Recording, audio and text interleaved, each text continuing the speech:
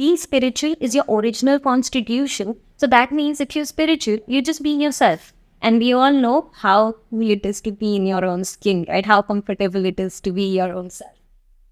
Today in studio with us is Miss Anjali Advani. She is a finance professional working with a multinational investment company. She is a chartered accountant, a company secretary, and a master in commerce, and has also very recently graduated from the Oxford University in FinTech's program. A very interesting fact about her is that she is a spiritual life coach and has had many experiences during her travel, which has given her a holistic perspective of life.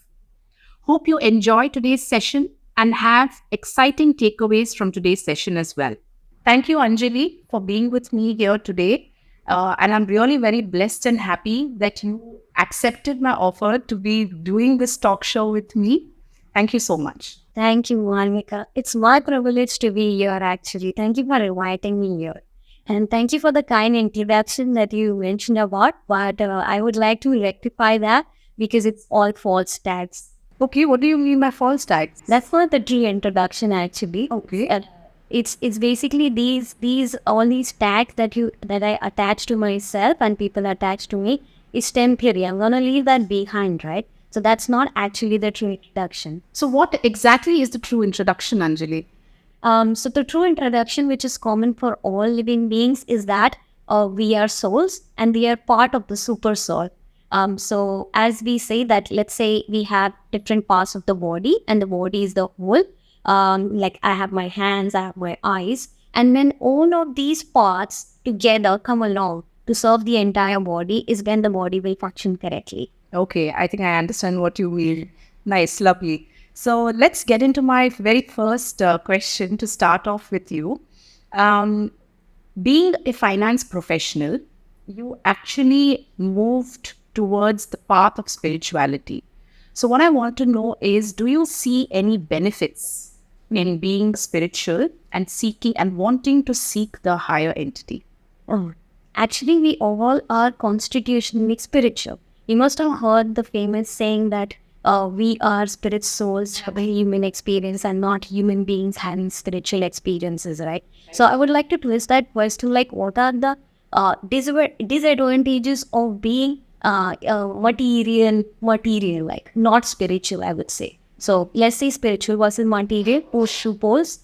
So it's like being spiritual is your original constitution. So that means if you're spiritual, you're just being yourself. And we all know how cool it is to be in your own skin, right? How comfortable it is to be your own self. So what are the disadvantages of not being spiritual should be actually in the question that I would like to answer. Yeah. So being material is basically you have a layer covered over your original constitution, your eternal self. Okay. And that conditioning needs to be removed. Like you just cleanse. Dust it off. Yeah, you just dust it off. And then you actually go to your pure, true, original self. So it's like maybe you take an example of a vessel or utensil or maybe a mirror on which there is a lot of layers, dust accumulated over a period of time. So what do? You just rub it off to cleanse it. And what happens is the final true luster somewhere, the shine comes out. So that is what it is when you are actually spiritual. Okay, that's very interesting. So, does that mean, so now since you picked up the topic of material and spiritual, is there a connection between the two, if I may ask? Because from what I understand, a lot of times, if you take the spiritual aspect of life, people say that they tend to lose out on the material aspect of life. So is it true that if you choose one way, you have to let go the other way, or are they somehow connected, since you brought out this topic on, the mirror and the dust and then brushing it all off and then finding your true self? And yes, there is a connection. And the other part of the question, whether you pick one and you face the other, that's also partially true. So let me just explain elaborately. So what happens is actually there is a material world and a spiritual world, which we all are aware of. So it is connected by, it's actually energy. So material world is the external energy of the Lord and the spiritual world is the internal energy of the Lord. Okay. the Lord is the supreme energy, let's call it, the divinity which we all know as. These two are the energies of the Lord. And we, as living entities, okay, we are like we call ourselves as marginal energy, like in between. So like imagine yourself standing at the beach on the shore. One side is the sea and one side is the sand. So when you face the sea, you're not facing the sand, okay? And when you turn towards sand, you're not facing the sea. So yes, when you are progressing, when you are being attracted towards the material energy, the external energy of the Lord, yes, you are walking away from the internal energy and vice versa. Okay, so if you say that the material energy is also part of the Lord, why is it wrong to be totally materialistic? No, it's not wrong. It's not absolutely wrong. Well, when you pick towards one side, so let's say when we were studying for our CA examinations, so I could actually be in the library studying, or I could be in the college canteen working with my friends. It's either or. Neither is wrong. Maybe when I'm taking a break from my studies, the 12-hour studies that we did, then that time it is good to be in the canteen, right? But I cannot be all the time in the canteen, and then it's good to be in the library too. Yeah. So I'm not saying one is right or one is wrong. What we need to understand as humans is like we need to establish a balance between those. And the main aim is like how we can use this external energy of the Lord to bring us closer to the eternal energy. Yeah. So we use all of these facilities, all of these arrangements which have been provided us in the material world to go back to the spiritual world. Okay, but I think a lot of times we beings are so engrossed in the materialistic world. Then I don't think we are seeing the purpose of being materialistic, because if at the end of the day the goal is to be one with the internal energy, which is the spiritual side of it, I think we are losing out on the purpose itself in this materialistic world, right? That is why we need conversations like these so that we can spread the True, that's true. That's true. And I definitely appreciate that vision of yours, that you want to really come out and let people know that there is another side to the materialistic world, which is a higher goal to be achieved. Now, since you are, I would say, an expert in many scriptures, or that's how I think about you, what is that one goal you see, or maybe there could be more than one goal, I'm not sure, but what is the common goal you see in all of these scriptures, and do you see us going closer to this goal, or you see that human race is very far from it still? Sure. So, because I have been studying in a convent school in my initial days when I was schooling, and then after I completed my CACS and all of that, I moved to UA, and I have been brought up in a Hindu religion background family. So, yes, I do have an exposure towards all of these religions, and have read a lot of religious scriptures across all of these faiths. So, for me, if I had to understand what the goal of all of this is, if you say let's to pick one goal, common goal, I would say it is establishing or developing the love of Godhead, the divine love. We establishing that. That is. And how do we know who is this Godhead? How do we? It could be from any faith. How do you see that a person could identify this Godhead? Well, we all have an eternal relationship with the divinity, and it is your journey to reawaken that relationship which is dormant right now, which you have forgotten. So you just connect to yourself first, and then you connect to your higher self. Let me tell you, Anjali, we are so engrossed in our routine lives, because at the end of the day, I think we are all, I know at one point in time, the purpose of working and earnings was to meet your basic requirements only. But today it's beyond just basic requirements, because our day in and day out, we are only thinking about accumulating wealth, not only for ourselves, but even for the future generation. So when we are in this sort of a routine, in this sort of a hectic lifestyle, how do you or what do you recommend we do in order to see ourselves go a step ahead to achieving this goal? So actually, there's no harm or there's nothing wrong in accumulating wealth. In fact, I would encourage people who are working to actually amass wealth. But the problem is, what are you doing with that wealth? What is the end? Wealth is just a means. Okay. So, as we said in the beginning, we use the material energy towards the spiritual energy to get closer to the spiritual energy, right? So, if I have wealth, okay, and I use it for bringing myself and everybody else closer to our goal, which is going back to the spiritual world. So then that wealth is not bad, right? So there's no harm. But as you see that we are so engrossed, we are like completely absorbed in this rat race that we forget the actual goal. We actually don't have a purpose, most of us. We are just that 9 to 6 routine and then the Netflix series and then we are done with the day.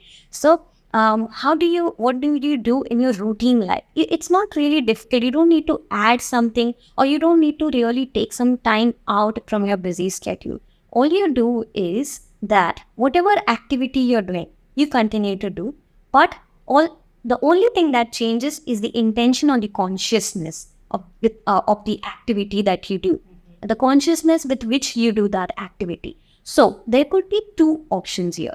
One, I am doing all of this for myself, for my sense gratification. Okay, let's say if I want to accumulate all of this wealth, maybe because I want to give myself a very comfortable, luxurious life, or I like to climb in the corporate hierarchy. Or feel proud. Yeah. Or myself. Yeah. So feeling proud is basically A sense. satisfying your subtle sense, Yes. which is your false ego. Yeah. And being comfortable and all of that, luxurious and all, is your gross senses, which you give a physical comfort. So physical comfort, mental comfort. So all of this is not wrong, but it is, if you do it just for your own sense gratification, as to say you being selfish, that is not how you do it. You do it by why? The why should be clear, that you need to go closer to the spiritual world. Because how you do that is you use all of these facilities for the service of the divinity and everybody else whom you see as a part of the divinity. Okay, so do you mean to say that the intention of doing that activity should always be keeping in mind the ultimate eternal Godhead, Yeah, like exactly. you mentioned? So either you could be serving your senses, gross or subtle, or you could be serving Godhead, divinity, whatever you will call it, right? So it could be either of the two.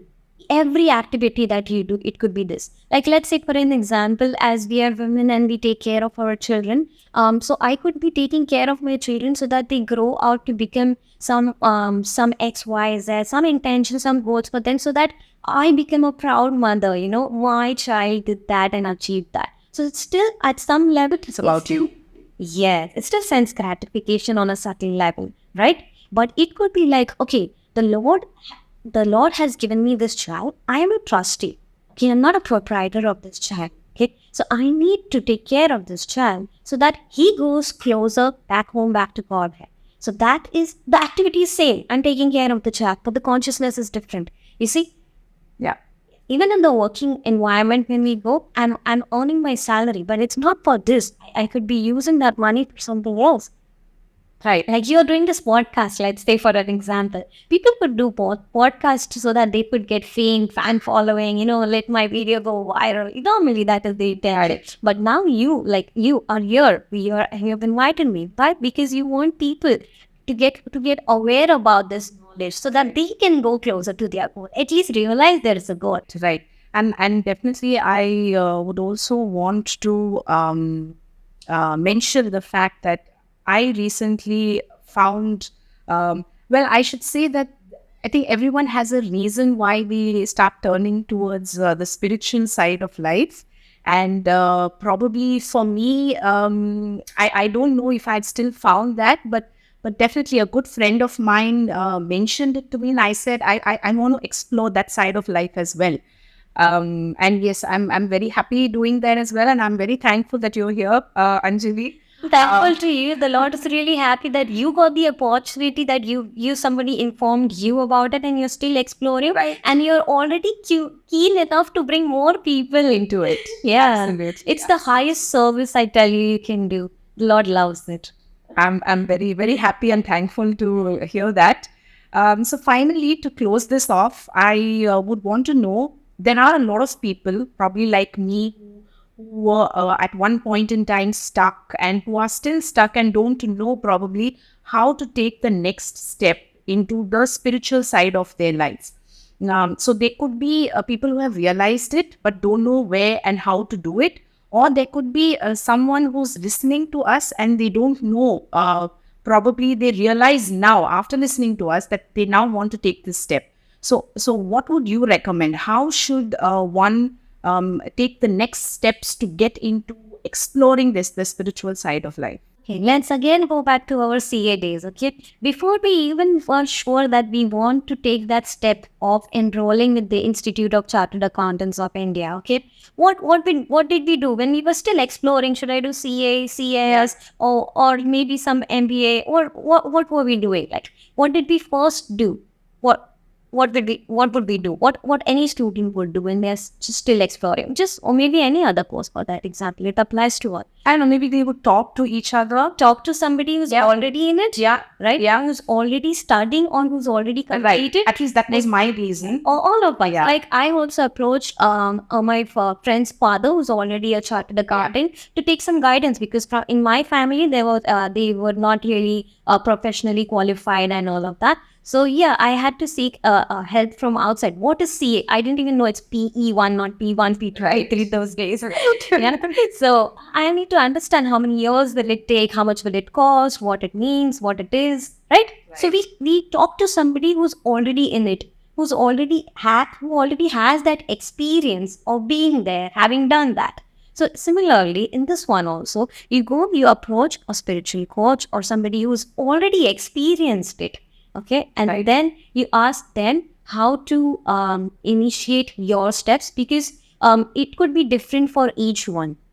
It cannot be like a one-stop store solution. And even the timing could be different for each one. Sure. So I don't know how would someone realize that now probably is the time to get into it. But let's say they have decided, so next what? Well, actually, it's always a time.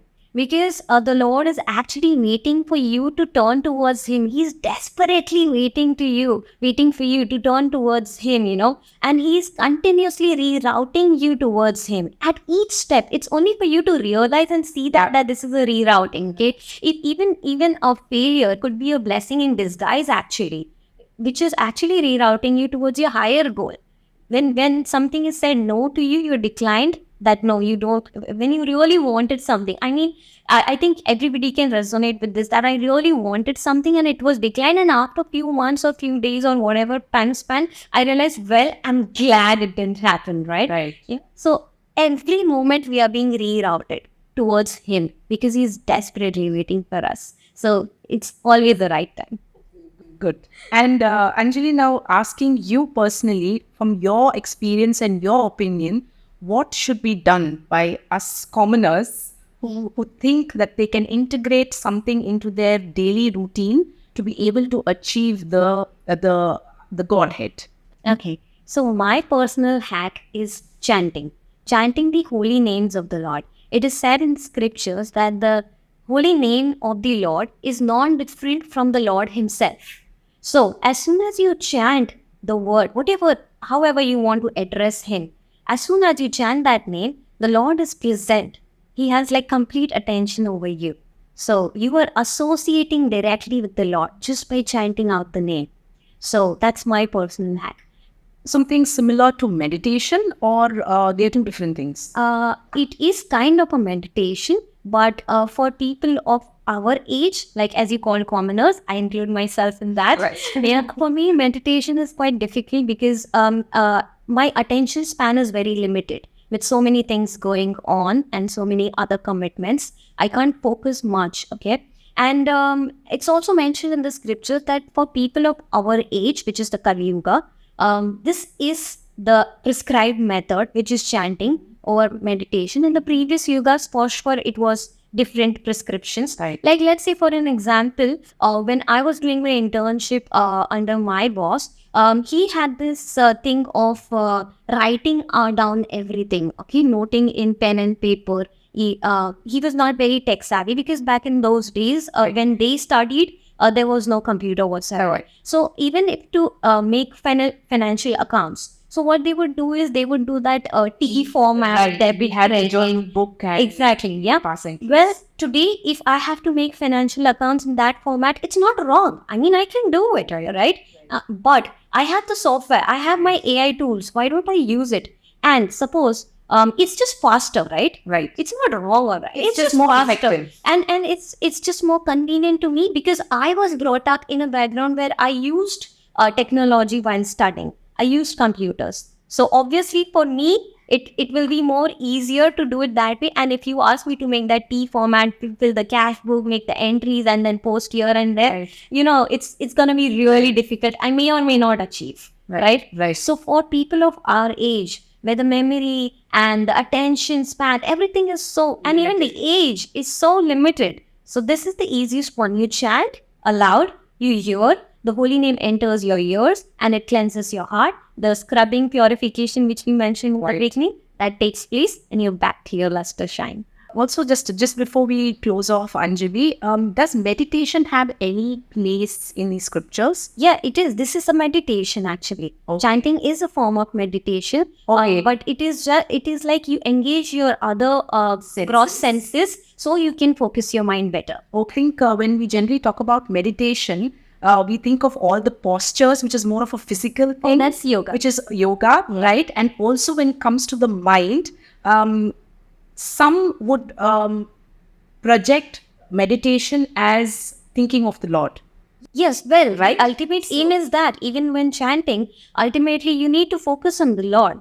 But then how easy or difficult it is if I just start to tell you, okay, close your eyes and focus on the Lord, as vis-a-vis where I tell you to speak, hear, engage your, even chant on the beads or something, like we have the rosary, we have the tasbih, we have the mala, across all the religions and faiths, right? Right. So you engage all your senses in that, and you see the form of the Lord in front of you. So it's more easy for you to focus. Aim is that. But the means are different. And you're speaking about yoga postures. Yes, that is also mentioned in Bhagavad Gita. So what is the ultimate aim is, as you said, focusing on the Lord. Okay, but these postures, how did they help us? They help us to sit, if I am doing my yoga practices, which I do daily. So it just helps me develop that concentration. Right. So you do also recommend that we read our scriptures, whatever we follow, or is that something you would suggest that we get in touch with, let's say, someone who knows about it, and then we take it further? Well, if I give you a complete package, I would call it an ABCD package. So A is association, which we mentioned about. We go and speak to somebody who's already there. Right. B is books. It's very important to read your scriptures because you understand what are they aiming at. Because sometimes what happens is you read one verse and you miss the second, third line, and you just take that part, Right. and the meaning is completely misconstrued. Misunderstand the context of the entire thing. Correct. Right. So B is that. C, as I said, is chanting, and D is diet. You need to change a bit of your diet. You are what you eat. So you have to be very particular about what you consume. And it's not just food, it's about everything that you consume. Great. Thank you so much, Anjali. I really enjoyed today's talk with you. Thank you. And hope you come back again and again so that we can do more of these talks. Lord willing, I will be here. Thank you. Thank you so you so much. much. Thank you.